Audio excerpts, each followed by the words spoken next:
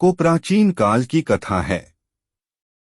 हिमालय के राजमहल में राजा हिमवान और उनकी धर्मपत्नी मैना देवी रहते थे। उनके आंगन में एक दिव्य कन्या का जन्म हुआ।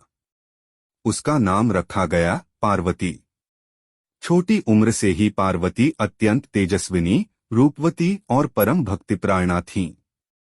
पार्वती जी ने अपने हृदय में संकल्प कर लिया था कि वे भगवान शिव को ही अपने पति के रूप में स्वीकार करेंगी।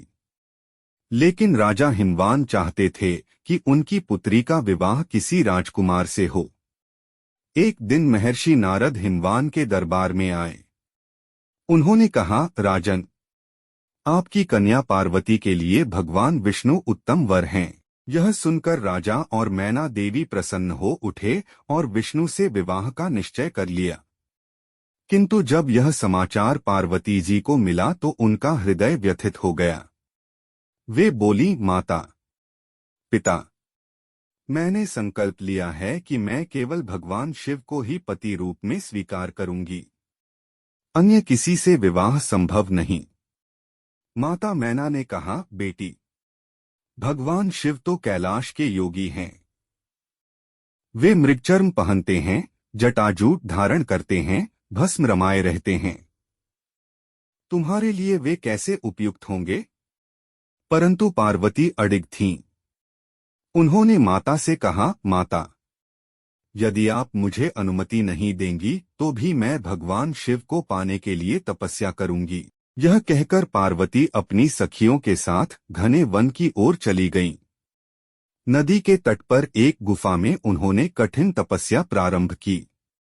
केवल बेलपत्र और जल पर निर्वाह करते हुए वे दिनरात ओम नमः शिवाय का जप करती रहीं। उनकी तपस्या से सारा वन दिव्य आभा से भर गया। देवता, गंधर्व, अप्सराएं सभी उनके तप को देखकर विस्मित हो उठे। स्वयं माता गौरी भी आकाश से पार्वती की तपस्या देख रही थीं। उधर भगवान विष्णु को भी यह समाचार मिला। उन्होंने कहा, यदि पार्वती का हृदय शिव के लिए समर्पित है तो उनका विवाह मुझसे कैसे हो सकता है। इस प्रकार समय बीतता गया। पार्वती की तपस्या और गहन हो गई। वे खुले आसमान के नीचे तेज धूप, वर्षा और सर्द हवाओं में भी अडिग बैठी रहीं। ऋषिमुनि वहां आकर उन्हें आशीर्वाद देते। वे कहते, हे देवी, आपके दृढ़ निश्चय से प्रसन्न होकर अवश्य ही भगवान शिव प्रकट होंगे। एक दिन भगवान शिव ने उनकी तपस्या की परीक्षा लेने का विचार किया। वे एक साधु का रूप धारण कर वहां पहुंचे और बोले, हे कन्ये, तुम किसे पति रूप में पाने की इच्छा रखती हो? पार्वती ने नम्रता से उत्तर दिया, मैं केवल कैलाशपति भगवान शिव को ही चाहती हूँ। साधु ने हंसते हुए कहा, शिव? वे तो जटाधारी, भस्म से लिपटे, शवों के बीच रहने वाले, नाग को गले में धारण करने वाले हैं। ऐसा वर क्यों चाहती हो? यह सुनकर पार्वती का संकल्प और दृढ़ हो गया। उन्होंने कहा, महाराज, मैं जानती हूं कि शिव योगी हैं, लेकिन वही मेरे आराध्य हैं, वही मेरे पति होंगे। यदि वे मुझे न मिले तो मैं आजीवन अविवाहित रहूंगी। यह सुनकर भगवान शिव प्रसन्न हो गए और अपने असली स्वरूप में प्रकट हुए।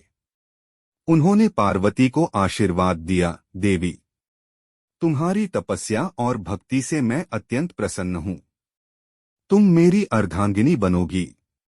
इस प्रकार पार्वती की तपस्या सफल हुई।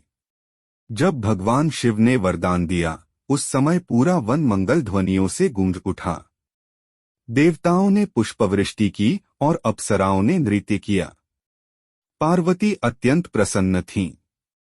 कुछ समय पश्चात कैलाश पर्वत पर शिव और पार्वती का भव्य विवाह संपन्न हुआ। वहां सभी देवगण, ऋषिमुनि, गंधर्व और अप्सराएं उपस्थित हुए। स्वयं विष्णु और ब्रह्मा ने भी विवाह में भाग लिया।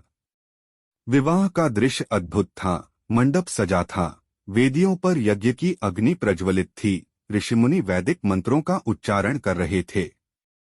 पार्वती दुल्हन के रूप में अलौकिक आभा से चमक रही थीं और शिव वरमाला लिए खड़े थे।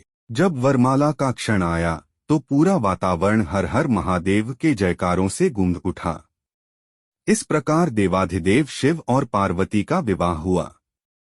कहा जाता है कि इसी घटना की स्मृति में हरतालिका तीज का व्रत प्रारंभ हुआ। इस दिन विवाहित स्त्रियां अपने पति की दीर्घायु और अखंड सौभाग्य के लिए व्रत रखती हैं। वहीं अविवाहित कन्याएं शिव पार्वती के समान उत्तम पति प्राप्त करने के लिए यह व्रत करती हैं। इस व्रत का महत्व अपार है। कथा कहती है, जो भी स्त्री श्रद्धापूर्वक इस दिन निर्जल व्रत करती है और रात्रि जागरण करती है, उसके जीवन में सुख, सौभाग्य और वैवाहिक सुख कभी कम नहीं होता।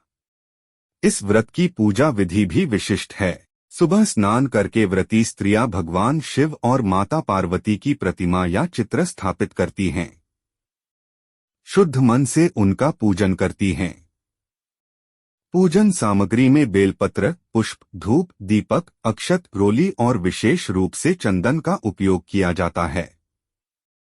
महिलाएं सुहाग का सारा श्रृंगार भी अर्पित करती हैं, जैसे सिंदूर, चूड़ियां, बिंदी, कंगन, महावर आदि। पूजन के पश्चात महिलाएं कथा श्रवण करती हैं।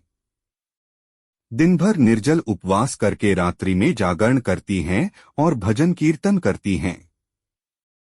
कहा जाता है कि इस व्रत का प्रभाव इतना प्रबल है कि यदि किसी स्त्री के जीवन में वैवाहिक सुख में बाधा हो तो वह भी दूर हो जाता है। व्रत के महत्व का उल्लेख पुराणों में भी मिलता है।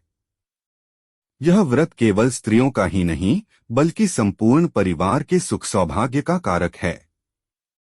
इसलिए हर साल भाद्रपद मास की शुक्ल तृतीया को यह पावन व्रत पूरे श्रद्धा और विश्वास के साथ मनाया जाता है।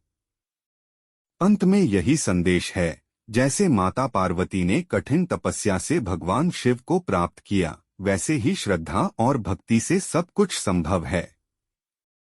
हरतालिका तीज व्रत से स्त्री को अखंड सौभाग्य और जीवन भर सुख समृद्धि की प्राप्ति होती है।